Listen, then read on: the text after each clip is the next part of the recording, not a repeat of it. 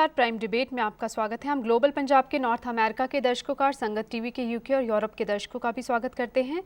तेजाब की बिक्री पर सुप्रीम कोर्ट की फटकार के बाद सरकार जागी है। सरकार ने खुले बाजार में तेजाब बेचने को नियंत्रित करने के उपायों पर एक हलफनामा और इसकी खरीद बिक्री को लेकर नियमों का मसौदा सुप्रीम कोर्ट में दाखिल किया है।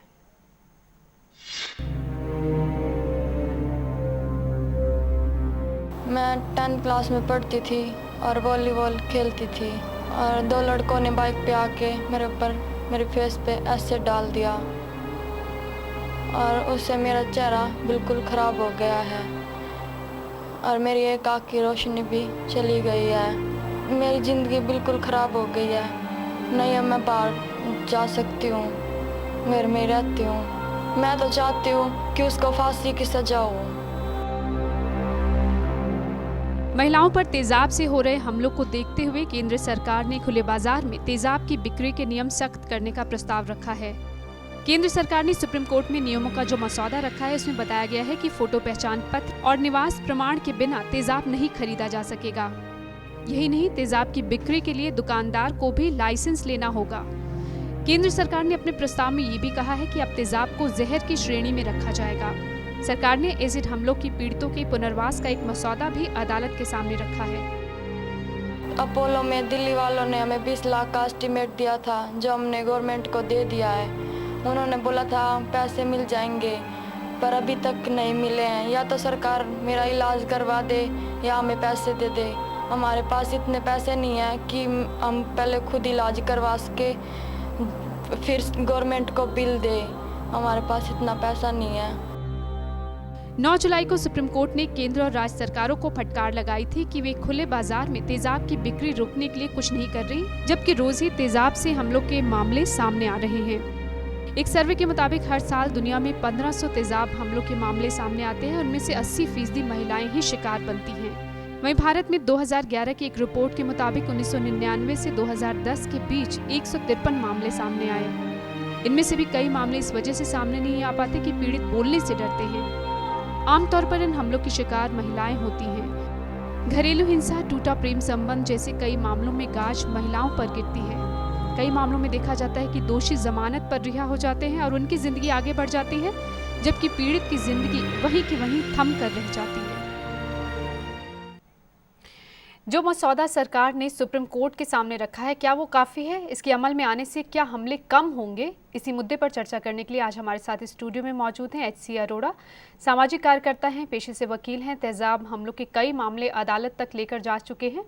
डॉक्टर श्रुति बेदी हमारे साथ हैं, institute of legal studies Punjab university में पढ़ाती हैं। साथ ही हमारे साथ पूनम सिंह, पंजाबी मैगजीन प्रीत लड़ी की एडिटर भी मौजूद हैं। अरोड़ा साहब, आपको क्या लगता है, जो नियमों का प्रस्ताव सुप्रीम कोर्ट में सरकार ने रखा है कि तेजाब को जहर की श्रेणी में रखा जाएगा, लाइसेंस लेना होगा बेचने के लिए भी, और खरीदने से पहले आपको आई कार्ड दिखाना ज़रूरी होगा, इससे कुछ फ़र्क पड़ेगा? सिर्फ इन तीनों बातों से फ़र्क पड़ने वाला नहीं है। जहाँ तक है लाइसेंस की रिक्वायरमेंट और आई कार्ड की रिक्वायरमेंट, वो तो ठीक है, लेकिन पॉइजन एक्ट वाला तो एक बहुत ही भद्दा मजाक है। पॉइजन एक्ट आप पढ़ के देखिए, उसमें स्टेट गवर्नमेंट को रूल बनाने की पावर देने का पावर का प्रावधान है, और उसमें लिखा हुआ है कि जो स्टेट गवर्नमेंट रूल बनाएगी उसमें ये भी डाल सकती है कि उनके रूल्स की वायलेशन, जैसे कोई लाइसेंस के बगैर बेचेगा या बगैर आई कार्ड के खरीदेगा तो वायलेशन मानी जाएगी। तो वायलेशन के केस में स्टेट रूल बना सकती है कि 1000 रुपये तक जुर्माना और 1 साल तक कैद हो जाएगी। ये अवेलेबल होगा, पुलिस स्टेशन ले जाएंगे, चलका भराएंगे और छोड़ देंगे, इससे कोई फ़र्क नहीं पड़ने वाला। मेरे हिसाब से एक्सप्लोसिव सब्सटेंसेस एक्ट में इसको लेना चाहिए। मैंने यहाँ भी विस्फोटक की श्रेणी में रखना चाहिए, ना कि जहर की श्रेणी में। अगर जहर की श्रेणी में रखा जाता है तो उससे कुछ खास फर्क नहीं पड़ता ही नहीं है। उसमें 9 या 10 साल तक की कैद है एक्सप्लोसिव सब्सटेंसेस एक्ट में, और नॉन अवेलेबल है। उसका डर होगा, थोड़ा डेटरेंट होगा, इससे कोई फर्क नहीं पड़ने। पॉइजन एक्ट, बहुत पुरानी बातें चल रही हैं हिंदुस्तान में, पॉइजन एक्ट में डाल दें, there are no acceptors for such a suggestion. Doctor Shruti, पहले भी हम एक बार चर्चा कर चुके हैं कि आप किस तरह से तेजाब की बिक्री को रोक सकते हैं। घरों में इस्तेमाल होता है, फैक्ट्रियों में इस्तेमाल होता है, स्कूलों में इस्तेमाल होता है। अब जैसे अरोड़ा साहब भी कह रहे हैं कि अगर अब जैसे प्रस्ताव है कि जहर की श्रेणी में रखा जाएगा, ये भी कह रहे हैं कि विस्फोटक की श्रेणी में रखना ज़्यादा बेहतर होगा। आपको क्या लगता है?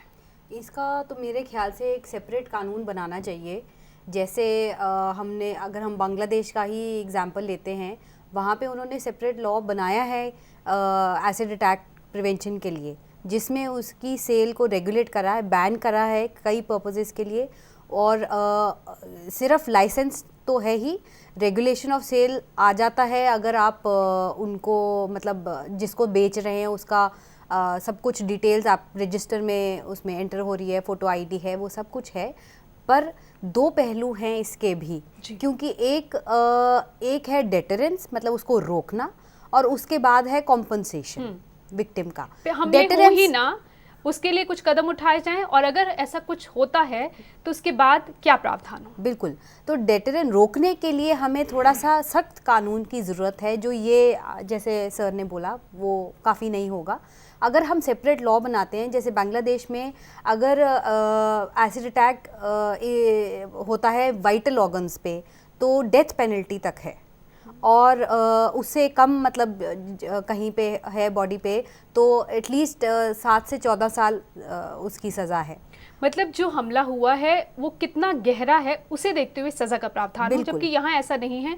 अब जो नया कानून आया था उसमें कुछ प्रावधान बदले गए हमारे हाँ, अब नए कानून में 10 साल की इम्प्रिजनमेंट मैक्सिमम रखी है, फाइन भी है, पर हमारे वही बात आ जाती है कि इतना सख्त नहीं हो पाया कि भी शायद उसका इफ़ेक्ट हो एक तरह से, क्योंकि जो नया लॉ है अभी मेरे ख्याल से थोड़ा टाइम भी लगेगा लोगों को पता चलते हैं, थोड़ा सा कोई केस होए, एक वी नीड कि जल्दी कोई ट्रायल हो के जल्दी खत्म होए, ताकि एग्जाम्पल बने, एक उदाहरण बन सके कि वाकई ऐसे मामलों में ऐसी सजा हो सकती है, तो कुछ तो रोको, पैदा हो। बिल्कुल बिल्कुल।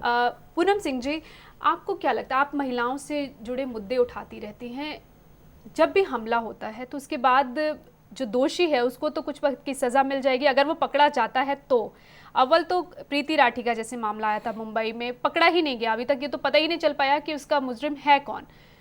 वो तो कुछ वक्त बाद सज़ा काट के छूट जाता है, लेकिन एक जो लड़की है या जो महिला है उसकी ज़िंदगी तो ताउम्र के लिए ख़राब हो जाती है। बिल्कुल जी, बहुत ख़राब हो जाती है।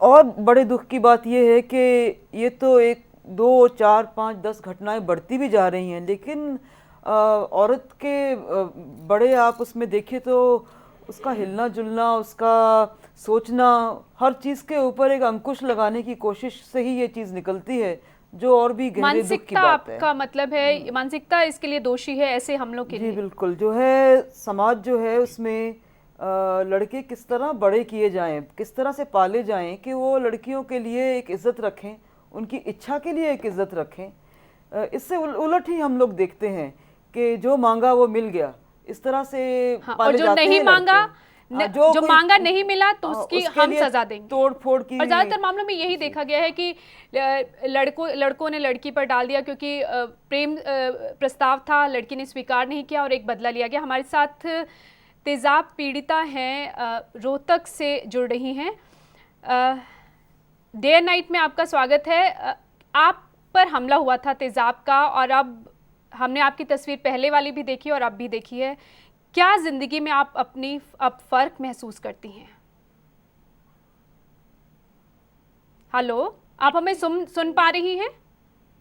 हाँ जी। जी बोलिए, आपकी जिंदगी कितनी बदली है इस हमले के बाद? बिल्कुल, चेहरा भी बिल्कुल डैमेज हो गया है और लाइफ बिल्कुल ही खराब हो गई है। थोड़ा सा तेज बोलिए। फेस भी बिल्कुल डैमेज हो गया है और चेहरा भी बिल्कुल, जिंदगी बिल्कुल खराब हो गई है ऐसे डलने के बाद। आप वॉलीबॉल खेलती थी पहले, जब 10वीं में आप पर ये हमला हुआ था, उससे पहले आप वॉलीबॉल खेलती थी। क्या आप अपनी पुरानी जिंदगी को याद करती हैं? तो करते ही हैं, आगे भी पढ़ना चाहते हैं, खेलना भी चाहते हैं। मुझे ये बताइए, अब आपके जो मुजरिम हैं उनके लिए क्या सजा चाहती हैं आप? मैं चाहती हूँ कि उनको उम्र कैद की सजा हो। जी, सरकार की तरफ से कोई मदद मिली है आपको? जी, पहले जब मैं मेडिकल में एडमिट थी, जब 25,000 रुपए मिले थे जी, उसके बाद अब उन्होंने पिछले महीने 20 लाख रुपए की ट्रीटमेंट के लिए घोषणा की थी, तो अभी तक मिले नहीं हैं। शुक्रिया हमारे साथ जुड़ने के लिए। आप सुन रहे थे, ये रोहतक की वॉलीबॉल खिलाड़ी थी जिस पर तेजाब फेंका गया और अब पूरी तरह से उसकी ज़िंदगी बदल चुकी है।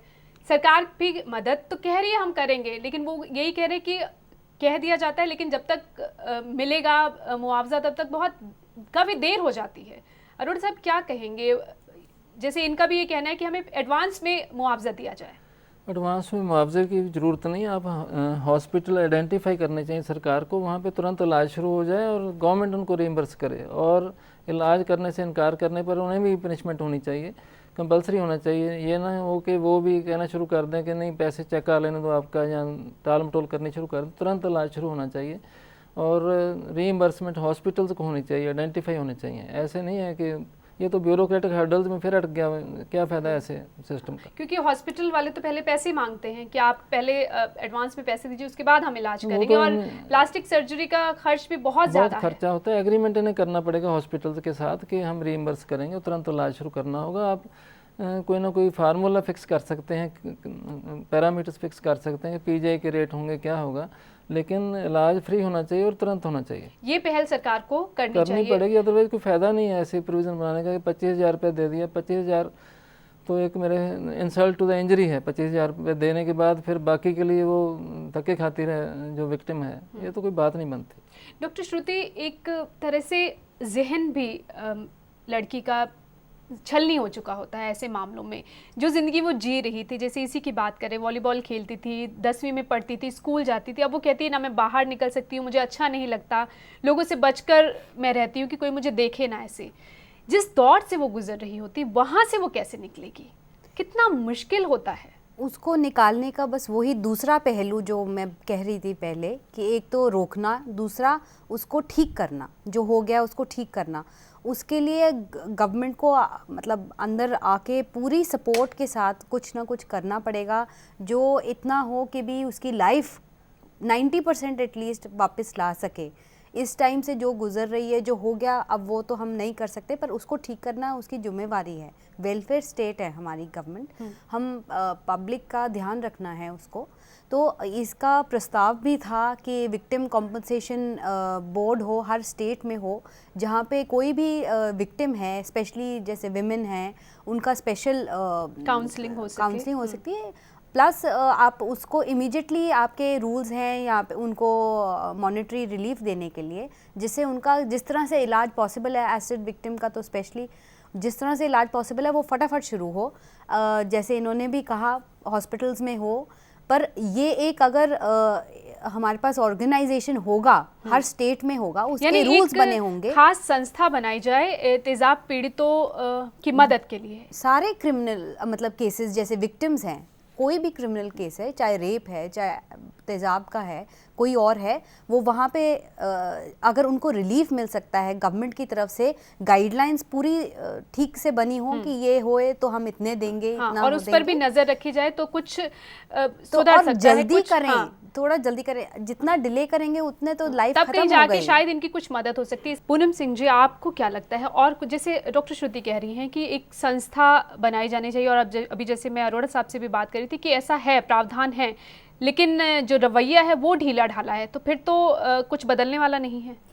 मेरे लिए ज़्यादा ज़रूरी लग रहा है कि जो लड़की है वो कहती है मैं खेलना चाहती हूँ, मैं बाहर निकलना चाहती हूँ, तो किसी न किसी तरह से उसको ज़िंदगी से दोबारा जुड़ना चाहिए, इस भावना के साथ कि गलती उसकी नहीं है, उसने पर कई गलती ऐसे नहीं मामले है। हैं पूनम जी जहाँ पे देख भी नहीं सकती, उसकी आंखों की रोशनी चली गई है और बहुत सारे उसके या फिर अंग खराब हो गए हैं। ऐसे मामलों में तो बहुत मुश्किल हो जाता है कि वो मुख्य धारा में शामिल हो सके, जहाँ तक भी हो सके, क्योंकि समाज को उसका ये चेहरा दिखाना चाहिए कि ये समाज का ही चेहरा है, ये उसका चेहरा नहीं है, ये समाज का चेहरा है।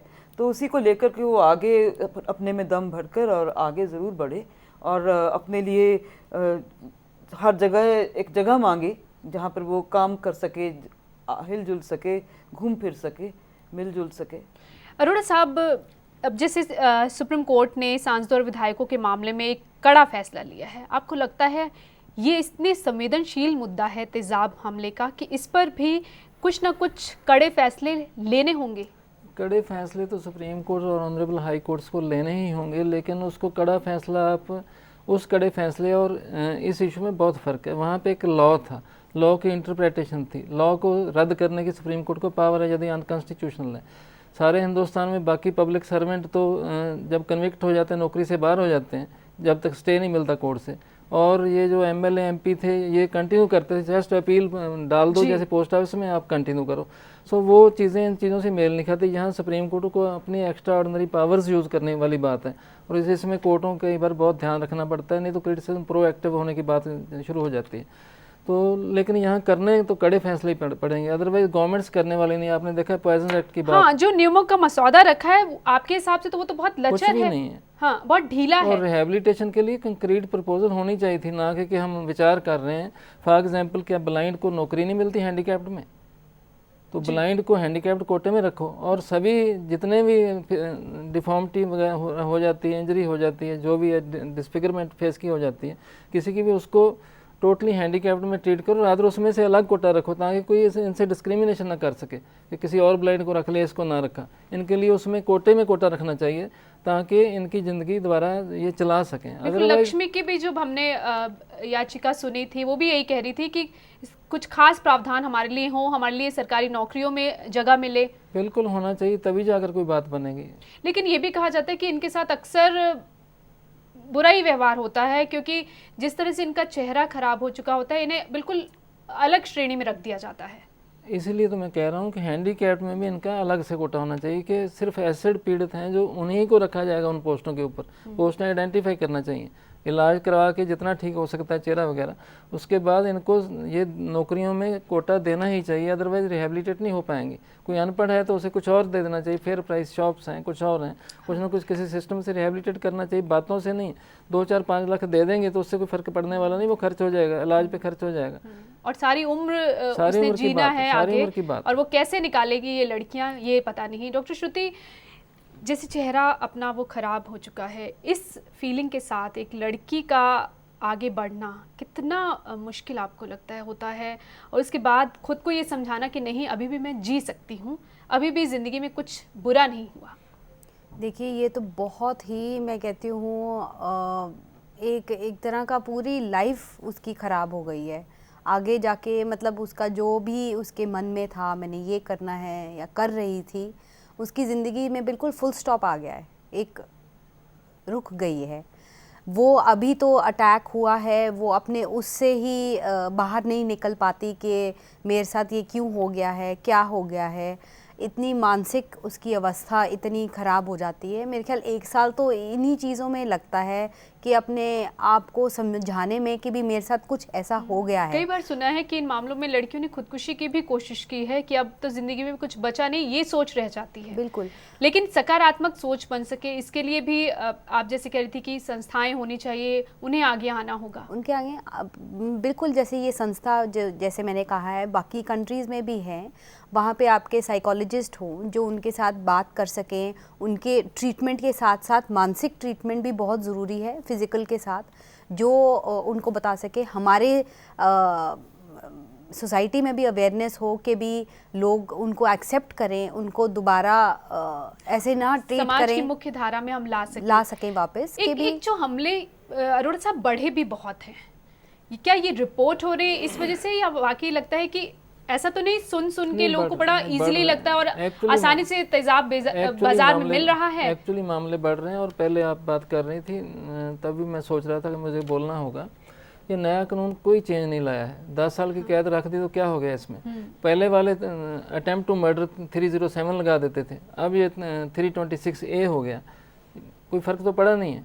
तो कोई डेटरेंट कैसे होगा? जैसे ये बेटी कह रही थी कि एक अलग से कानून बन जाए कि उम्र कैद तक और फांसी तक सजा हो, डिपेंडिंग अपॉन क्या हार्म किया है, फेस पर किया, कहाँ किया। इस पर सरकार गंभीर होती, क्योंकि इनकी गिनती बहुत कम है। क्योंकि आप इनकी खुद गिनती ये बहुत कम सारे है और मामले अदालत में लेकर गए, हाई कोर्ट में लेकर गए, हम लोग सेंसिटिव हुए नहीं। आप देखिए किसी भी न्यूज़पेपर में, किसी भी चैनल में, किसी भी फोरम से क्या कभी ये आवाज़ उठी कि इनको फांसी की सजा होनी चाहिए? रेप के लिए आवाज़ उठती है, इसके लिए क्यों नहीं उठती? This is worst than rape even जी। सारी उम्र, हर रोज, हर मिनट उसके सामने एक ट्रॉमा है, अपनी शक्ल देखकर मरने को दिल करता है। तो ये तो रेप से भी कहीं बढ़कर है, उसके लिए फांसी की हम मांग करते हैं, उम्र कैद की प्रोविजन डल गई है, यहाँ 10 साल, ये तो मजाक है। जाने से पहले चर्चा को और खत्म फास्ट करने ट्रैक का कोर्टें होनी चाहिए, स्पेशल कोर्टें, 2-3 महीने में फैसला होना चाहिए। ये तो जमानत भी ले जा रहे हैं, मैं देख रहा हूँ 1.5-2 साल बाद जमानत ले जाते हैं, मुकदमा चलता है, ये तो मजाक है। लक्ष्मी के मामले में काफी देर बाद 7 साल से वो लड़ रही है बेचारी, और अब और अभी भी वो इंतजार कर रही है कि प्रपोजल आ रहे हैं। ठोस कदम उठाए जाएं। वो इसीलिए लड़ रही है कि जो उसके साथ की लड़कियां हैं उनको न्याय मिल सके, कुछ ठोस कदम उठाए जाए। लेकिन अब जो निकल कर आया है, जो सरकार ने सुप्रीम कोर्ट में मसौदा दिया है नियमों का, वो तो फिर वहीं का वहीं आके खड़ा हो जाता है। मेरे ख्याल सुप्रीम कोर्ट इसको रिजेक्ट कर देगा और इसके ऊपर सख्त कानून बनवाने की बात करनी पड़ेगी, सख्त कोई रूल बनाने पड़ेंगे, डायरेक्शन देनी पड़ेंगी। जब तक कानून नहीं बनता, सुप्रीम कोर्ट को मेरे हिसाब से चाहिए कि तुरंत एक डायरेक्शन तो दे ही दें कि कल से इलाज सारी स्टेटों में फ्री होगा, आज से ही फ्री हो जाएगा, और हॉस्पिटल आइडेंटिफाई कर दें विदिन 4 वीक्स और 6 वीक्स, और तुरंत इलाज हो, नहीं तो इसको कंटेम्प्ट माना जाएगा, तभी जाकर ये हाल सुधरने वाला है। जी, इस चर्चा को खत्म करने का वक्त हो रहा है। जाने से पहले पूनम जी, आप क्या सुझाव देती हैं? मैं यही कहती हूँ कि लड़के जो हैं उनको ये इस तरह से पाला जाए कि बचपन से ही देखा जाए कि अगर वो हाथ उठाता है या इस तरह से कोई बिहेवियर करता है तो उसको रोका जाए, ना कि बढ़ावा दिया जाए कि और उसकी हर मांग पूरी की जाए। और लड़कियों को भी ये है कि उन्होंने आगे बढ़ना ही है। लड़की ने समाज में आगे आई है और पढ़ी है, पढ़ने के लिए आगे आई है, खेलने के लिए आगे आई है, हर तरह के मामले में आगे आई है। और लड़कों को अपने दिमाग को इसके लिए तैयार करना होगा, एडजस्ट करने के। जी, डॉक्टर श्रुति बेदी, आप क्या कहेंगी? बस यही कि मेरे को लगता है सरकार को थोड़ा सा ठोस कदम उठाना चाहिए, स्पेशली ट्रीटमेंट के लिए, क्योंकि ट्रीटमेंट से ही कहीं ना कहीं हम समाज में उनको वापस ला सकते हैं। सर, ये चारों पहलू देखने पड़ेंगे, पहले प्रिवेंशन, फिर immediate treatment, then compensation and rehabilitation, counselling, चारों 5 पहलुओं पर गौर करना पड़ेगा। सुप्रीम कोर्ट ने इस पर फैसला लेना है। उम्मीद करते हैं कि जो भी फैसला है वो इनके लिए मददगार साबित हो।